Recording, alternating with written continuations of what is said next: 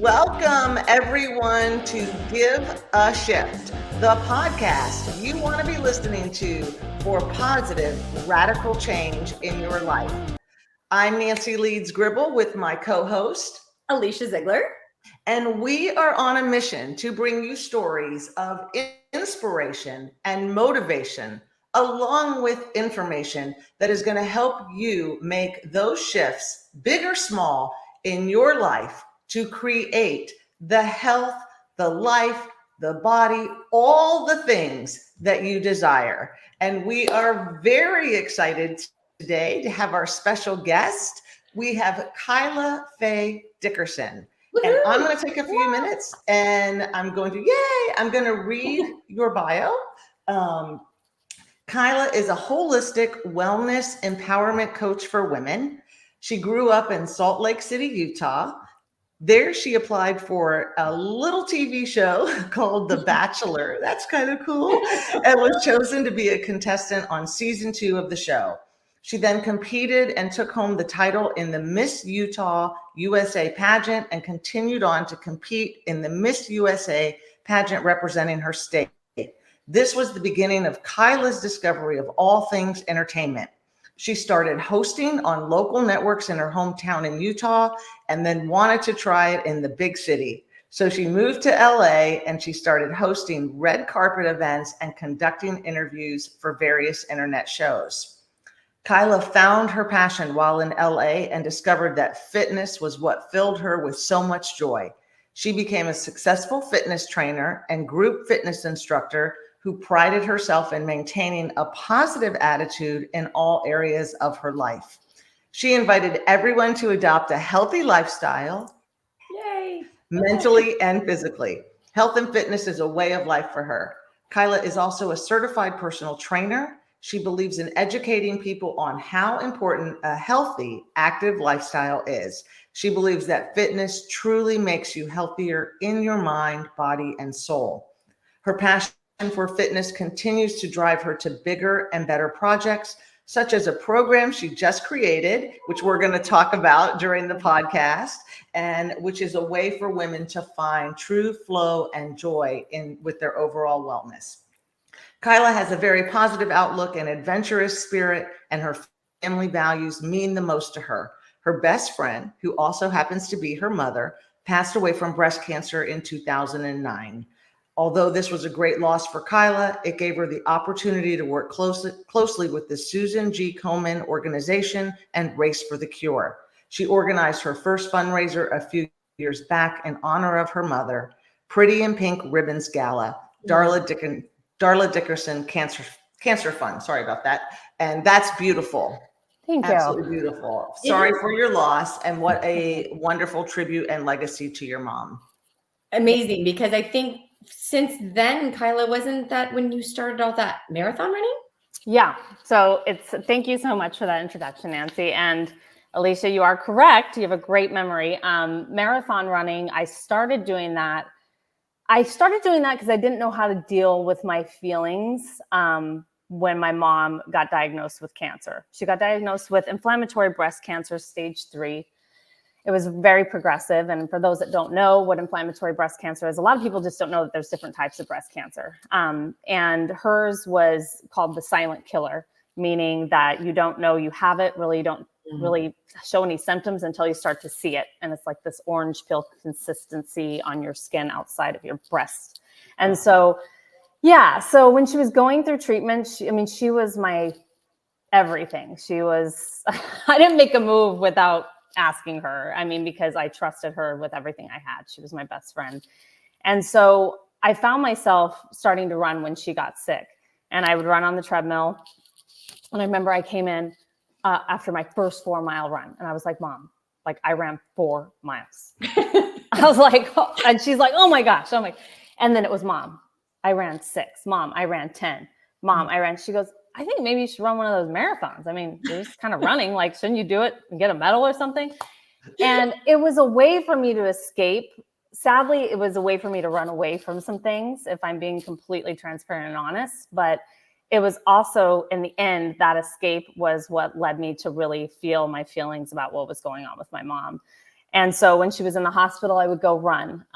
You know, when something would happen, I would go run. But it started to be a place of solace for me and clarity, because when I would run, I would get these inspirations. And so I started running one day, and I was at 15 miles and just decided to keep going, and decided I'm going to qualify for the Boston Marathon in my first race. I'm just going to do it.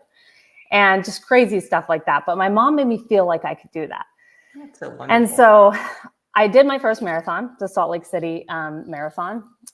It's a beautiful state, but that course, they need to fix that course up, because there's so many beautiful places to run. But it was a tough marathon.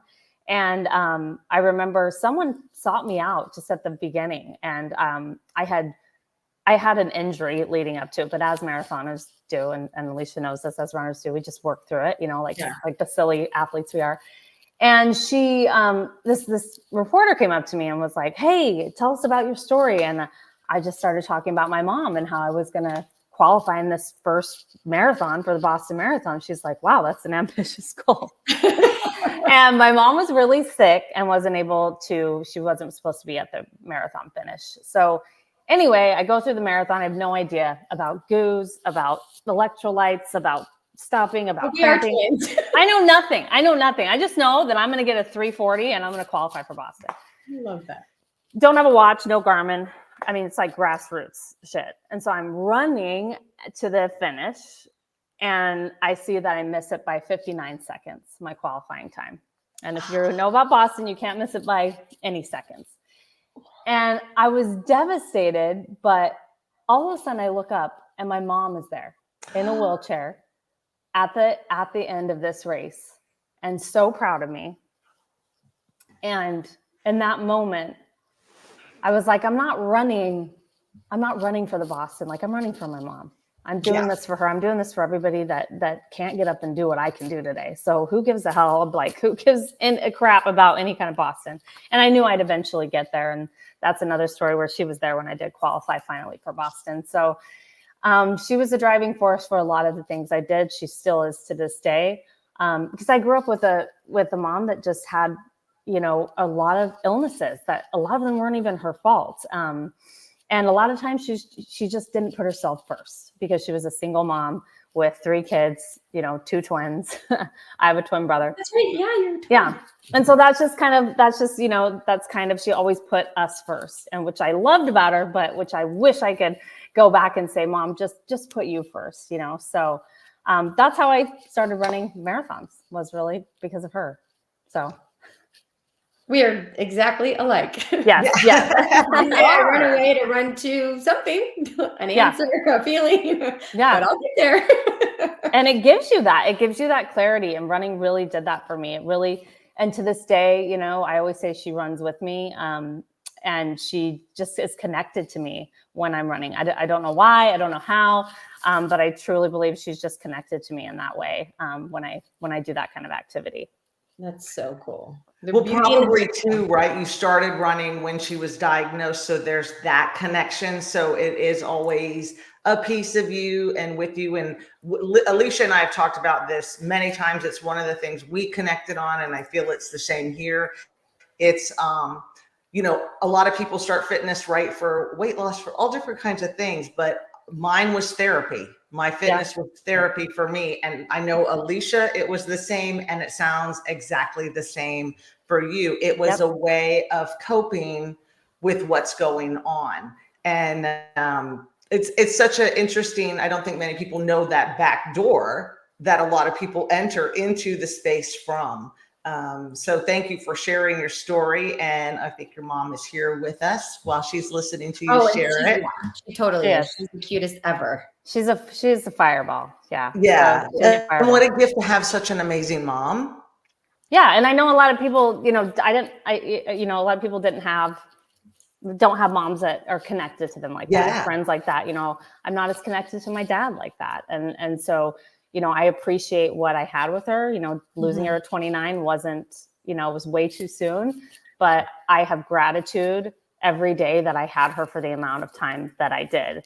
And she was just a warrior. She was a warrior, and she's the reason I get through all the hard stuff that I get through in life. And it didn't end with her passing away, the hard stuff in life. I thought, that's hard enough, universe, but the universe, sometimes finds a way to make things a little harder. And because of that, strength that she always instilled in me, it got me through a lot of other hard times in life. Yeah. Did you have a like a health and fitness regimen or anything growing up? Was like sports a part of your life, or you had all this confidence and you were like all of that, just not a runner? Or yeah, it's a good question. So I did what I thought I should do in high school, which was I'm going to be a cheerleader in high school. And you're my sister. I think I should be a cheerleader, because I'm outgoing and but I never could I have scoliosis in my lower back. And so I could never do like the round up back handsprings, but somehow made the cheer team because I had a lot of other things going for me. But so I decided to do cheer, but I always wanted to do track. And I don't know that's probably why I have the knees I have now, because I didn't do track way back then. They still are good to run now, but I never did track. I just started running in high school, like just kind of for fun outside. And it just kind of a thing I always did. And I was always athletic. I always say, my mom always said my brother's going to hear this. Well, and my brother Brandon is going to be like, what are you talking about? But I was more the athlete of the three of us. Okay. I have a twin brother and then an older brother who's passed away a few years ago. But I was more of the athletic one that did things like that. And so she would always kind of say, well, you're the athlete. And so I always went to the gym. It was something I always did. I think I saw her, not in great health. And so I didn't have a role model of health, what that looks like, but I knew what I didn't want to happen. And so I knew I had to do things differently. Well, you didn't miss out. I was running around my town and the track coach lived across the street and came over and was like, I don't know why you're not running for the team. And I was like, because I enjoy myself. Yeah. Yeah, because it's just I did it for a little bit. I lettered and then I was like, peace out. This is not the man. I'm good. I'm going to go for a ride.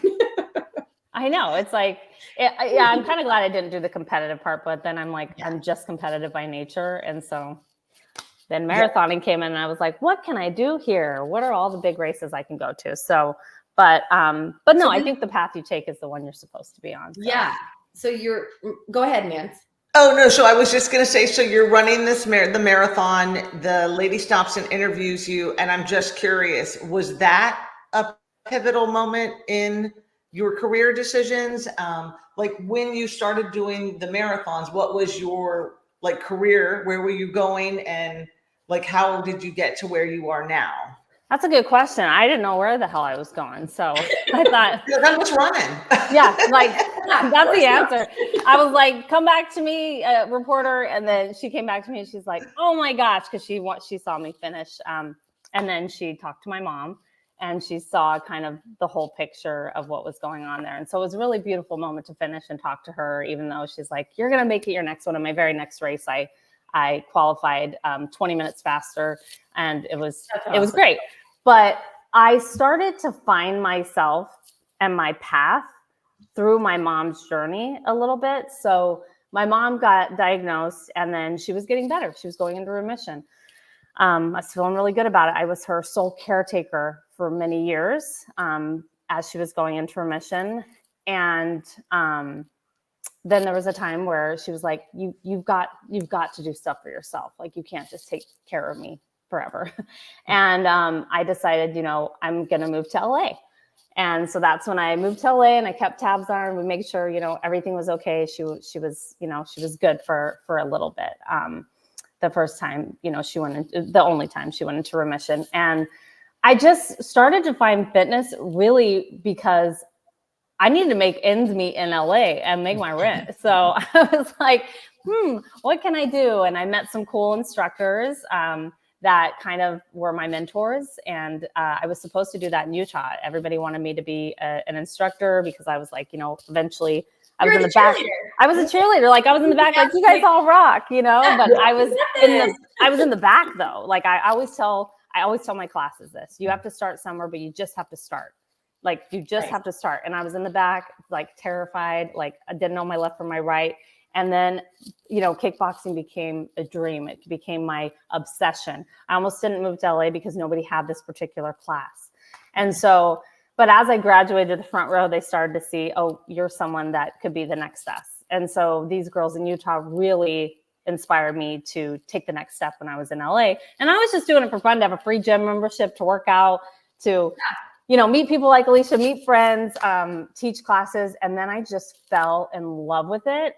But I was like, I don't think I'm going to make a lot of money doing this. So I made a career out of it. That's what you find out, because I was in your shoes, and you get here and you're like, wait, nobody's really paying for this. They want it. I mean, back in the day, LA Fitness, I don't know. It was a very low pay, but it was the best time of my life. And I started to build a path for myself in fitness management and club management, and specifically group fitness management. So that's kind of the path I took. But when I moved to LA, I wanted to move there to be the next Nancy O'Dell, you know, or, you know, Maria Menounos, or, you know, I had met Nancy O'Dell at Miss USA. And she was so lovely, and she was so kind to my mom. And I was like, you're like, I want to be the next you. She's like, don't say that. You're going to take my job. She was so funny. And she was like, what, the epitome of what I wanted to be. And so I tried that. Just back it up a little bit. I tried that. And I was, you know, a red carpet reporter for a place called Millions of Milkshakes. It used to be in LA. I don't know if it's still there, but I would interview all the celebs that would come in and build their own milkshakes, and all the press would be there. And one time there was someone that came in, and E said, hey, we'd love for you to do this segment. And I was like, this is huge. This is huge. And I researched this particular person. It was Ron Artest. Meta World Peace was his name at the time. And he had just moved to the Lakers team. And I found out all this good stuff he did, like all this stuff he did for inner city youth and kids and all that. And I was like, this guy's done amazing stuff. Like, we got to talk about this. And the producers in my ear before saying, you know, stick to the script. We wanted to hear about Chloe, who he's dating, and blah, blah, blah, blah, blah. And basically told me everything that I presented to him about Ron Artest was shit, and no one wanted to hear it. And I wasn't supposed to talk about it. And I was like, wow. So I asked the question that they wanted me to ask. And Ron shot me down and was like, I don't know, Kyla, do you think we're going to work out? Are you and your boy? Like, he just played me, right? Are you and your boyfriend good? Like, he didn't want to talk about that, right? So then I started in on all the stuff I did know about him. And he was pretty impressed, but the E Network was not impressed with me going rogue. So I found out in that moment that it wasn't an authentic space for me to be. And everything was kind of predetermined, and like, I didn't really have a lot of, you know, anonymity, like a room to grow. And I wanted that. Like, I wanted real talk and real things to talk about with these, because these celebrities are real people, and some of them do really cool stuff. And so that's when I figured out that fitness was that path for me. I could really inspire and help others. And that's really where I wanted to be. I love it. That, like, listening to your own inner voice, like, because where you were, I'm sure on the outside, it's like, are you crazy? Are you kidding me? You're going to leave this. You're going to, you know, there's all this potential, but your inner voice is telling you, but it doesn't feel, I don't feel aligned with what I'm doing. I love it. I mean, maybe you love it and whatever, but there's that alignment that's off. And so I'm going to go and figure out how to make sure that the path I go on, I feel really in line and in tune with. And I always say this, like, and it lights you up, right? Yeah, like, that's what it is. Who wants to be doing work that doesn't light you up on the daily basis, especially if you get to kind of choose what you're doing? Yeah, I think you have to go with your intuition. And my mom used to always say it's better to be right and alone than wrong and have company. And I truly believe that. And I've tried to live my life that way. I want quality versus quantity always. I'm not interested in surface talk. I'm not interested, like, I'm just not. That's just who I am. And I want people to care about, you know, things that are really going to help progress them in life. And I want to get past the surface, you know? And so, and you can do that with fitness. Fitness opens up so much more than a good body. And it opens up your mind, your soul. I've seen it change lives. And I want to be a part of that. I want to be a part of more of that. So it definitely was my path. It's so important to, like, be consistent with that, because I I think it's kind of like Nancy and I have been talking, but I think it's brought us kind of full circle. And it took me a while to get back here. But, you know, I was really, really fortunate at the time. I had, just like you, was like, I really want to pursue this fitness. I was competing. I wanted to do the magazine circuit. I wanted to do the sponsorship. I was blessed enough to win the competition and get sponsorship. And then I would go to these expos and I would be standing there and people would be asking me health questions. And I'm thinking, I'm holding this product that I know in my soul, because I have a master's of science and health and nutrition education degree, is not good. And I would be like, but if you want to have a sidebar at lunch, I'll tell you about another product that's really good for you. Like, and it was one of those things where it's like, I was so excited to be included in doing something where I was making a paycheck and I was traveling and I was doing all of that. But at the end of the day, I was like, you're making yourself kind of sick. Yeah. Because intuitively, it is not aligned with who you are as the athlete that you are, the vegan that you are, and having an integrity is so big for me. Like, I have the word truth Right. tattooed on my foot. I always say, stand in your truth. Like, and it Yeah. Oh my God. My mom said that was like, if any of my friends listen to this, you saying that, my mom's number one line was stand in your truth. Yeah. And it might be my next tattoo, but my first one's believe. But yeah, but stand in your truth is something she always said. And so every time I look down, I'm like, that's what it is. And that's what it represents. And that's what we're here for. And just like you were saying, it may not be popular, but I no longer care. I'm like, but here's the deal. I'm doing my life my way because this is my time. And you only get this one. It's we're just living it sometimes for other people or for what we think is going to work. Or, oftentimes I'm sure people have done this to you, especially in prep days. It's like, what are you eating? I want your workout. And we're all such different human beings. Like, I'm talking science wise, inside wise, internally, externally, the way we think, that what works for me isn't going to work for you. And that's not just on a cellular level. That's just on a mental, emotional level too. So it's like, you really have to curate your own path. Now you can have help along the way, but I hope that people are getting help from people like you and people like us that really care about the integrity. Like you said, that we already know that you know what you're doing. Yeah. If you know how to make change, we're just here as your cheerleaders and to like steer you back on course should you veer a little bit. Or maybe give you a blueprint in which to like start to build your house on. But you know what the renovation looks like. You know what the dream home, entails. Yep. So at the end of the day, it's really about showing up and doing it. And as you know, that is the same exact thing as saying, I'm going to start with 4 miles, make it to 6.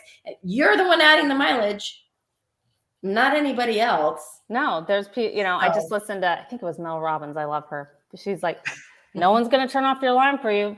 No one's going to, go to the gym for you. Like, no one's doing that for you. Right. But you have to have the right circle and network and, people, surroundings, that environment that makes you want to make those good decisions. Right. So I think that's really important. Yeah, I think that's key. You have to have I just did a post, like you have to have your why power too. Like, you can have all the cheerleaders in your corner, you can have all the things, but if internally, right, like you haven't really figured out when that moment hits, like why you shouldn't hit the snooze, you're going to hit the snooze. Mm-hmm. It's such a hard thing people don't want to hear, but it's like, if it's surface level, you're going to fail.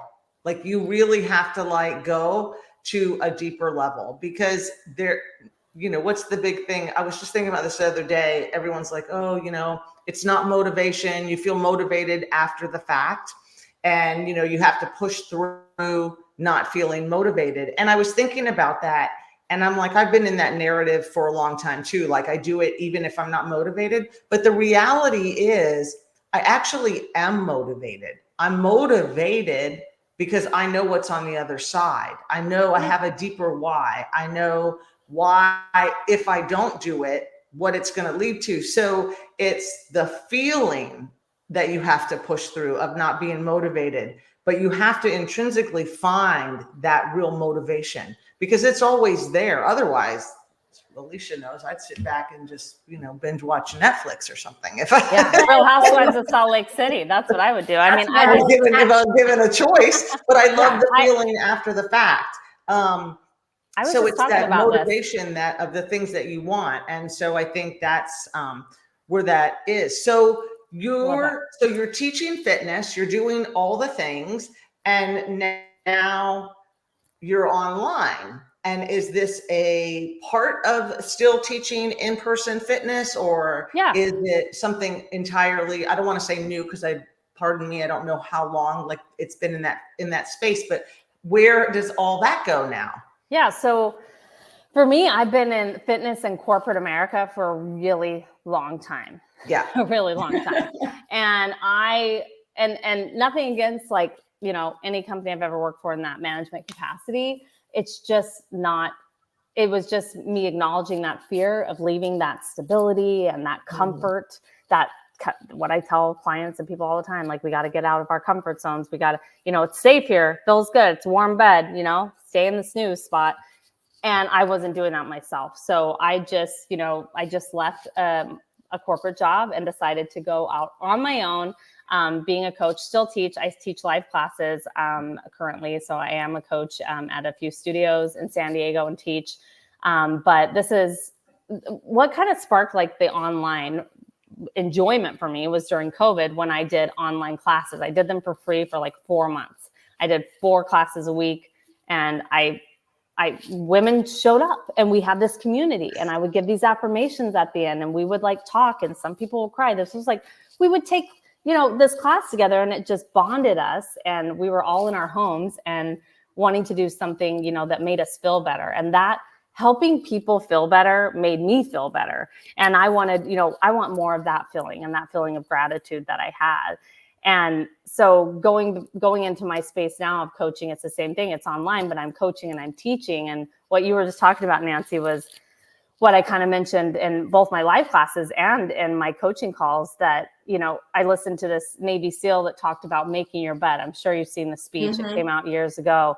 And it's that one step of making your bed. If you can't do one simple task well, you're not going to be able to do a lot of tasks well. And another thing that you learn from these kind of morning routines or not pushing snooze is once you get into the action, sometimes the action, it's going to come before how you feel.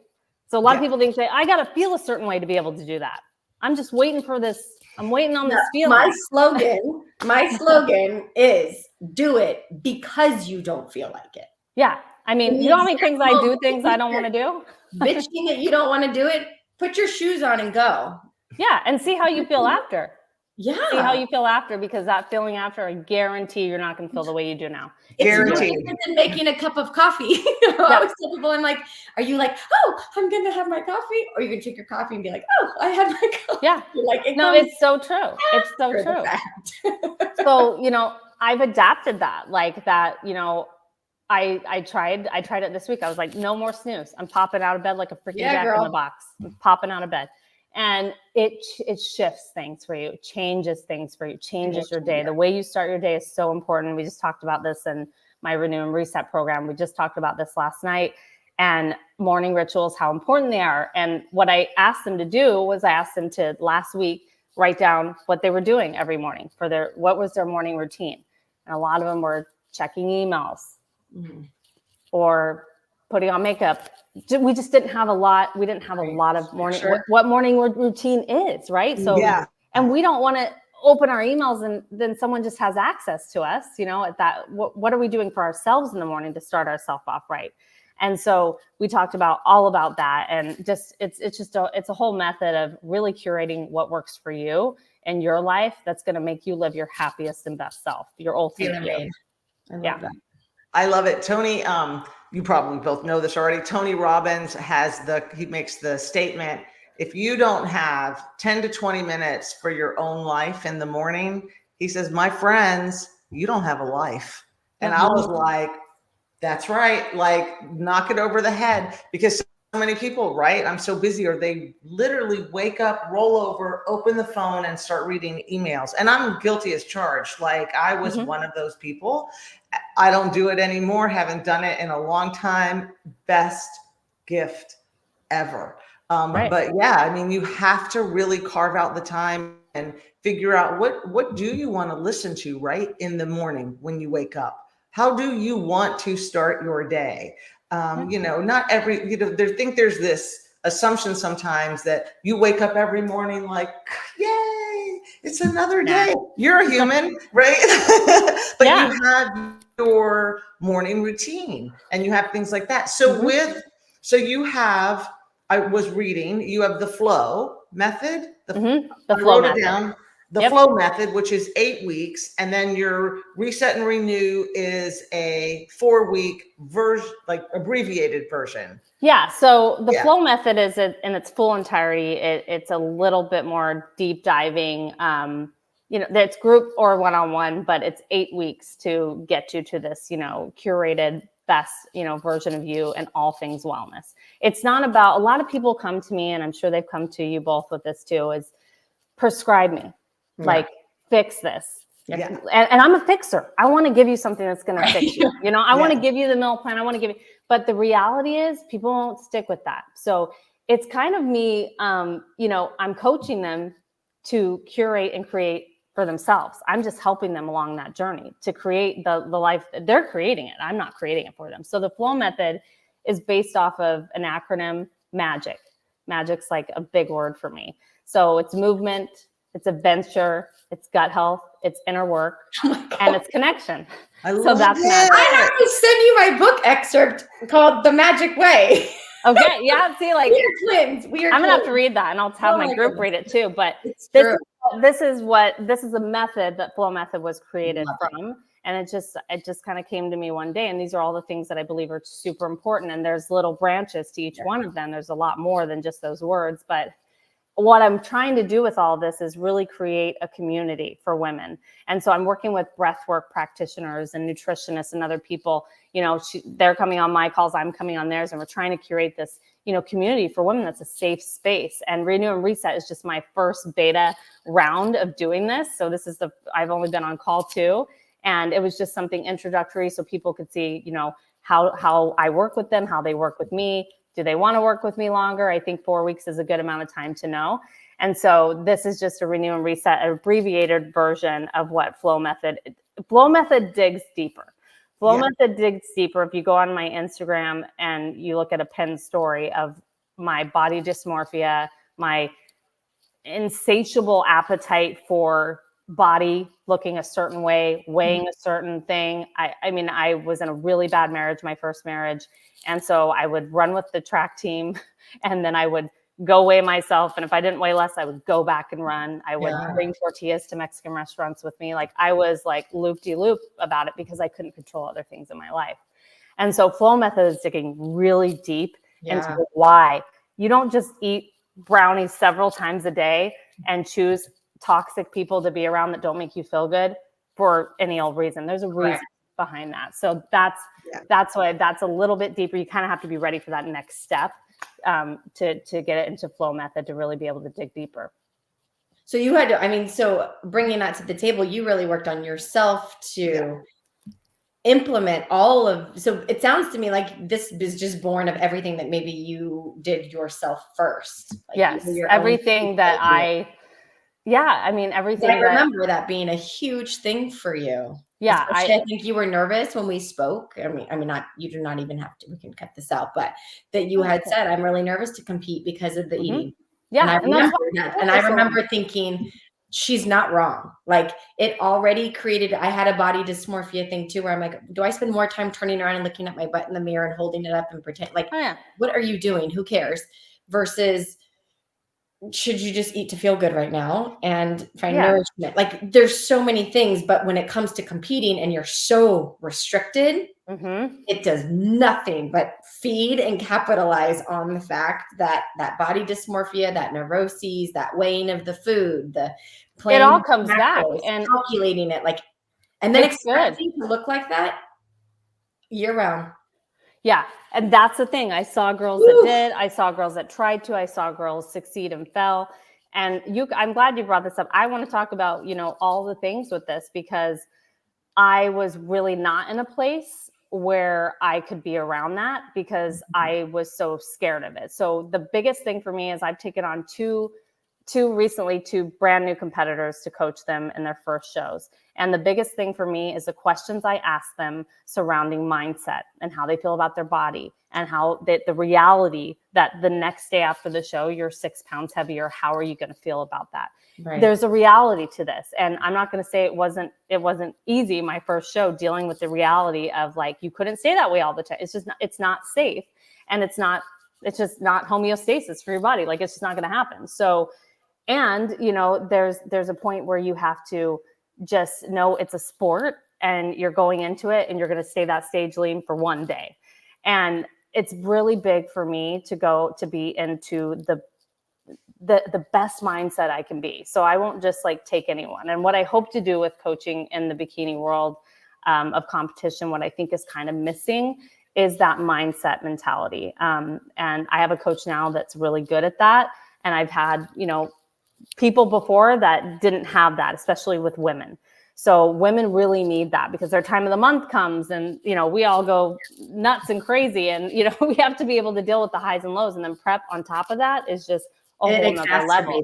It's a whole nother level. So I want people to really know the truth, the ins and outs of that. And I was not at a space where I could be that person and I could be okay with it. And that reel that I was telling you about on my Instagram it says that, like, I'm at a place where I can compete and be okay, being 10 pounds heavier now than I was on stage, and being able to eat with family and friends and not being able to be in this macro counting crazy world. But that's what that takes for that sport. And that's all it is. And you have to be able to kind of turn that on and off a little bit. And you have to be able to like live your life. So it's not for everybody. And I don't think anything is. So I'm very transparent about that and how my journey went with it, because I didn't think I'd ever really be able to do it. And because I didn't think I had the mindset, because I was so, so turned around with body dysmorphia for so many years. Yeah. People ask me, are you going to compete again? And I was like, no, but now you're sitting here and I'm like, do it. The Masters division is the best division. The Masters division is the best. And I swear it's the most competitive. Those hormone fluctuations or something Kyla can do. No. I will say on the spectrum of the one-on-one coaching with the fitness, the reset and release, the flow. I know you dig deep, but just the names of them sound enjoyable. They sound peaceful. Yeah, it sounds like, oh yes, I would like 8 weeks of joy. Yeah, they should be that. It should be that. It's 8 weeks of, everything's curated at, like it's in sections or chapters, or if you will, whatever you want to call it. And we work on different things. Right now in Renew and Reset, the first call is about acknowledging fear. And then the second one is about nutrition and movement. I call it movement. I don't call it working out. It's just movement. Just want you to move. I want you to feel good in your body. I want you to be active, however that looks. And then the next one's mindset. And that's when we get into visualization, which was a huge tool for me in my life to be able to do anything I wanted to do. My mom taught me at age 11. All my friends were back diving in the swimming pool. We were all like going to the pool at night, as kids did. And my mom was watching us, and I was the only one that couldn't do it. And she was like, I want you to go up to the edge of the pool, turn around, get yourself in position. I want you to close your eyes. I want you to envision. How does it feel? What are you doing? What are you seeing? What does it sound like when you enter the pool? She really broke it down for me. And I've been using that. She used to play The Secret over and over on Sundays. That was like our church, I just love her. And she's really on repeat. And I did. I put my arms up. I bent my knees. I felt it. I saw it in my mind's eye. I heard. I felt however it was going to, sound in the pool and feel going in. And I did my first back dive. And I started using that throughout like almost impossible things. Like when I was broke as a joke and I was like obsessed with this used red convertible BMW that I like had to drive to LA. Like that had to be my car. It's all I just saw myself in. I was running at the gym one day and I had applied for the loan and I just saw it. My mom just said, just keep seeing it. Just keep seeing it. And I didn't see myself in anything else. And I got the call that I was approved. It was like there's just no way I should be approved for this, but I did.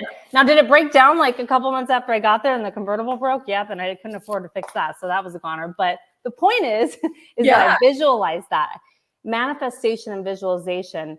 You really have to believe in it. You really have to believe it and be it and embody it. And there's going to take a lot of actions, to actually make things happen. But that's kind of what I learned at a really, really young age, was the power of what that can give you in your life and how much peace it can give you.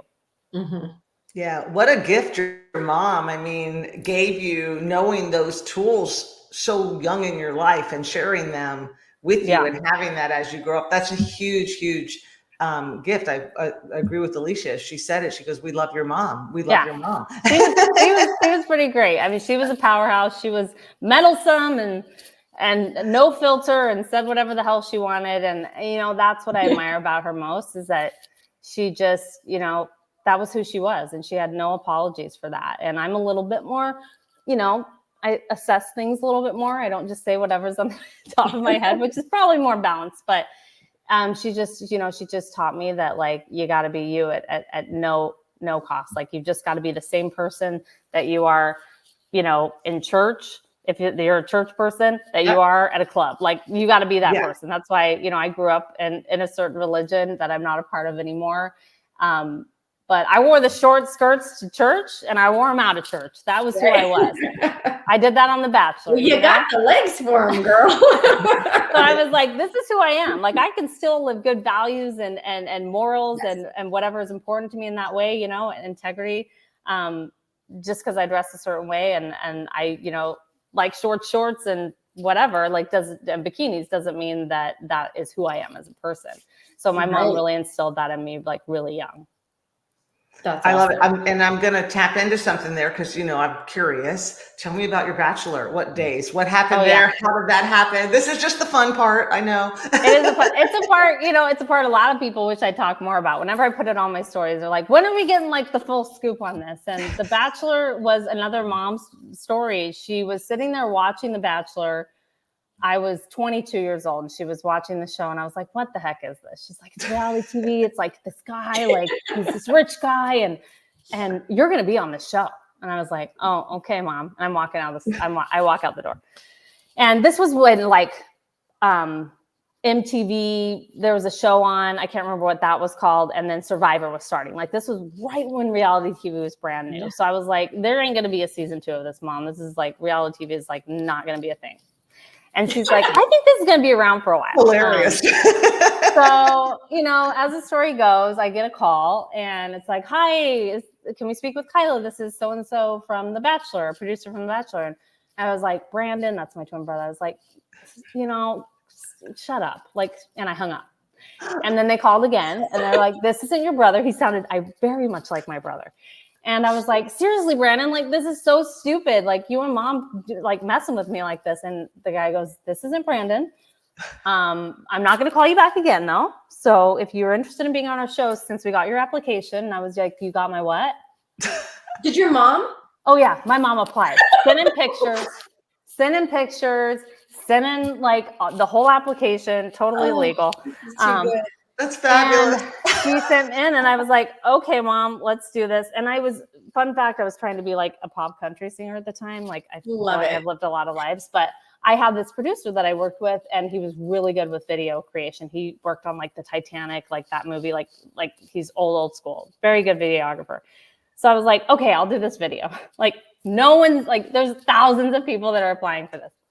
So I send it in. It's really cheesy. It's horrible. I hope it never resurfaces again. But they call me they say, you've been picked as one of the 50 girls to be flown out to LA to be interviewed to be on The Bachelor. And I was like, I'd never been to LA. I'd never been anywhere. Like, I was this Mormon Utah girl at the time, just very sheltered.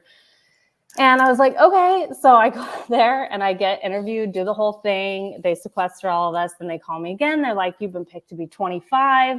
You're in top 25. And then they call me back and they said, no, actually, we're at a split where everybody thinks, half of us think that you should be on Andrew Firestone's show. in season 3, and half of us think you should be in season 2. And I've been through months of this. So I was like, listen, I'm either going to be on this show or I don't want to be on any of them. This is like ridiculous. And in the 11th hour, this producer was like, they thought I skewed too young. I was very naive. I was the youngest one on the show, 22 at the time. And so she goes, listen, we decided in the 11th hour, so we need you to fly out here in 2 days, be ready for 6 weeks. And the rest was history. Went out there and met some of, the coolest girls ever. The guy was like, all right. And I ended up interviewing him later on in life when I did some co-hosting on a show in Utah called Good Things Utah. But that was ironic. And my grandma actually met him at a home and garden show, and he was giving out roses in Utah. And she tried to get me to go on a date with him after the fact again. And I was like, Grandma, I've been there, done that. So, but yeah, it was so much fun. It was so wild to have cameras in your face. Like at the time, this just wasn't a thing. There wasn't social media. There was chat boards. So my sister-in-law would be like looking at what people were saying. And, I'm pretty sure that Mormon girl was drinking wine. And I never was. I didn't have a drink until I was 29. Fun fact with my mom, we had a pomegranate martini at 29 when I was 29. And that was her first drink ever too. And I was drinking water and just, being who I was. And just, it was the most surreal experience. But I met the coolest, greatest people. And I did a lot of fun stuff after that. So it was not something I regret. But at the time, I was like, I'm going to kill my mom. I cannot believe she did that. But, she saw something that I didn't see, like she always did. So. Oh, so fun. So fun. A great experience. Yeah. There's mom again. I know. And they all knew her. It was like wild. My mom was friends with everybody. People would show up at my door as a kid, like in high school. Can I talk to your mom? Like she was like the therapist for all the teenagers. So, she had a sixth sense for stuff. It was really what helped me kind of catapult into where I wanted to go, was being on that show. Yeah.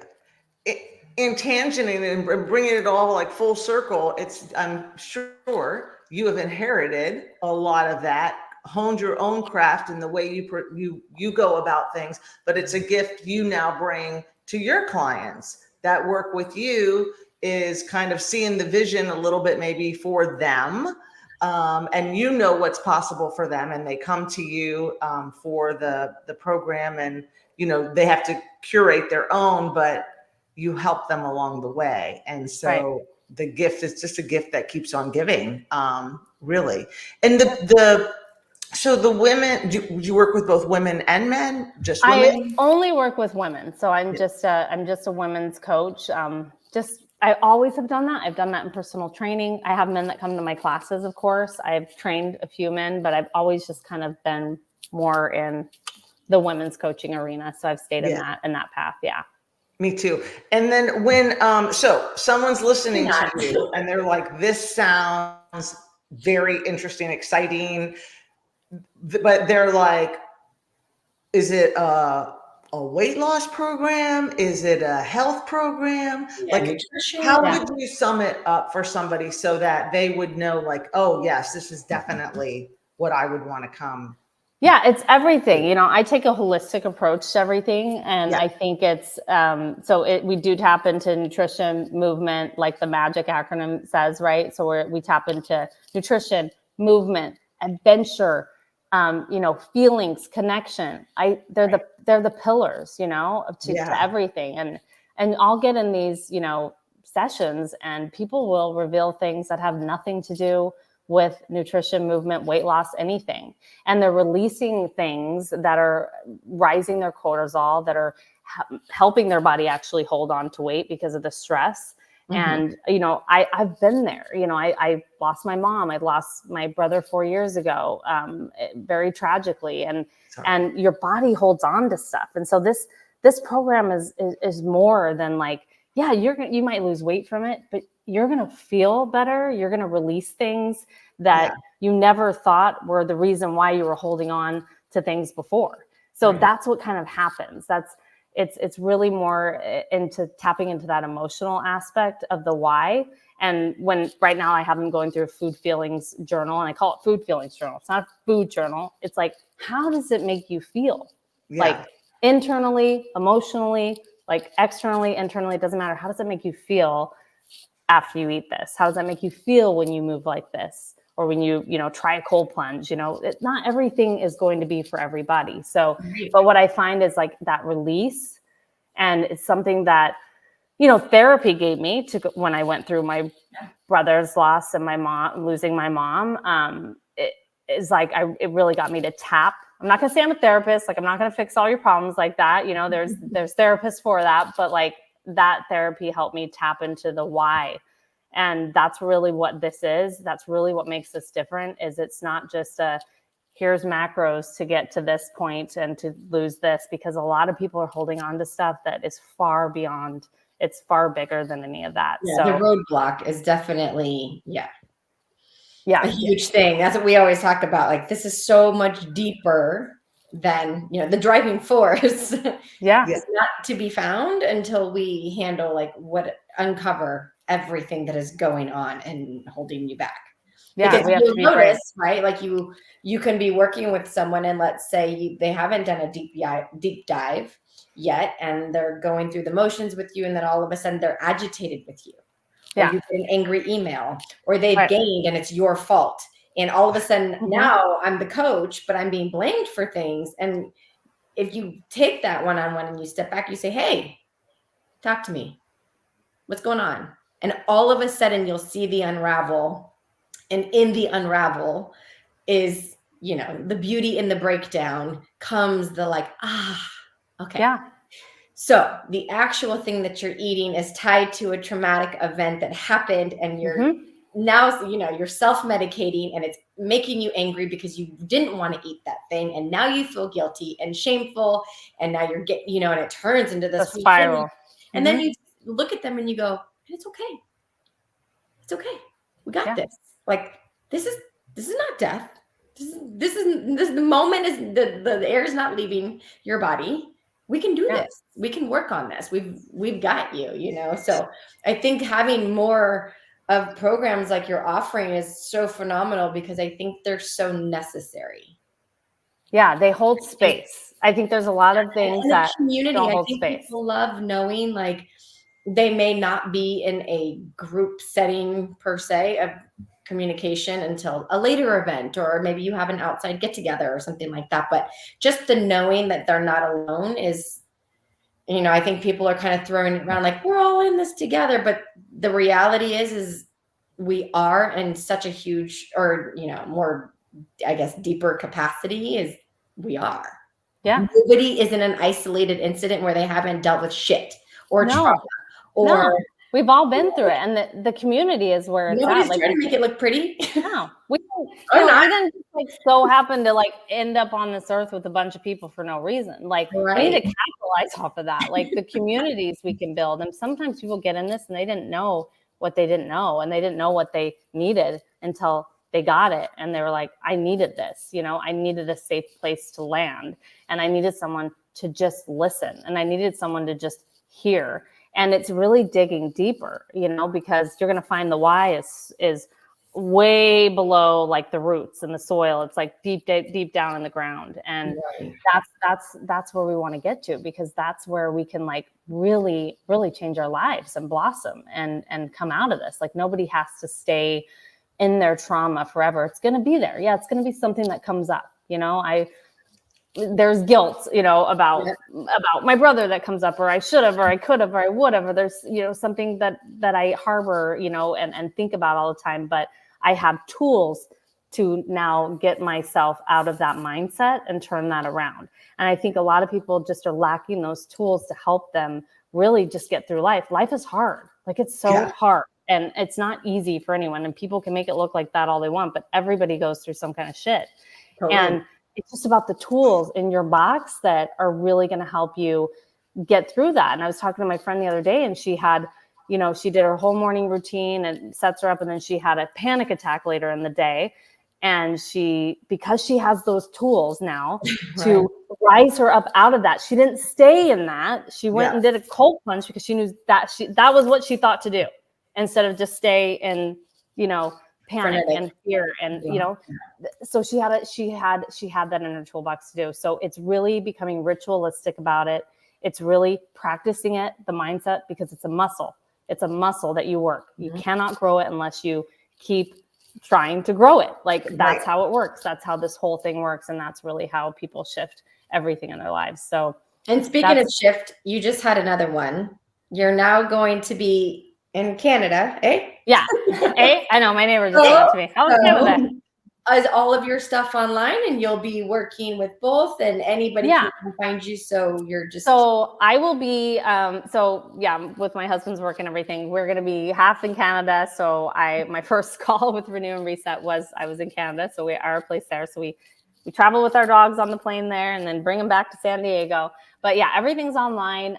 If, clients for bikini stuff, one of them is going to be out of state and one of them is here in San Diego. So they'll have access to me either way. But the access to me is definitely online. It's the easiest way. I think it's how people really want things right now is convenience. It's like number one is why people kind of join things. So so Instagram is kind of where I've been the most, which is Miss Kyla Faye, MissKylaFaye. So I'm Miss Kyla Faye on there. And even though I'm married and I didn't change it to Mrs., but it just has a better sound. And it's fine. The pictures prove it. He's good. Yeah. It just has a better sound to bring to it. But yeah, I love helping women. And I want us to help each other. I want us to like lift each other up, be each other's biggest fan.